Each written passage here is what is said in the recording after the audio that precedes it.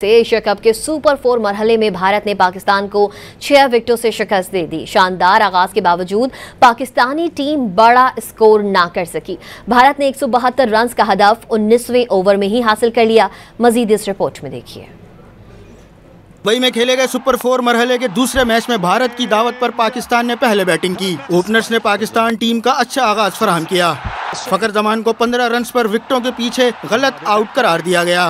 फिर साहबजादा फरहान और साइम अयूब ने 72 रन की शराकत लगाई। साइम अयूब 21 रन बनाकर पवेलियन पहुंच गए। हुसैन तलत ने 10 रन स्कोर किए।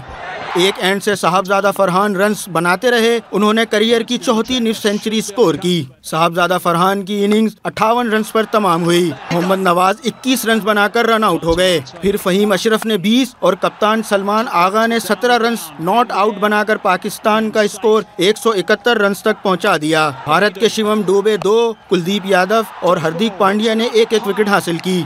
हदफ के ताकुब में भारत का आगाज शानदार रहा। भारत की पहली विकेट 105 रन पर गिरी, जब शुभमन गिल 37 रन बनाकर फहीम अशरफ का शिकार बने। फिर हारिस रऊफ की गेंद पर कप्तान सूर्या कुमार यादव 0 पर आउट हो गए। ओपनर अभिषेक शर्मा का बल्ला रन्स उगलता रहा। अभिषेक शर्मा ने 39 गेंदों पर 5 छक्कों और 6 चौकों की मदद से 74 रन की इनिंग्स खेली। संजू सैमसन 13 रन बनाकर आउट हुए। तिलक वर्मा ने नाकाबिले शिकस्त 30 रन स्कोर किए। भारत ने 6 विकेटों से जीत के साथ सुपर 4 मरहले में टॉप पोजीशन हासिल कर ली।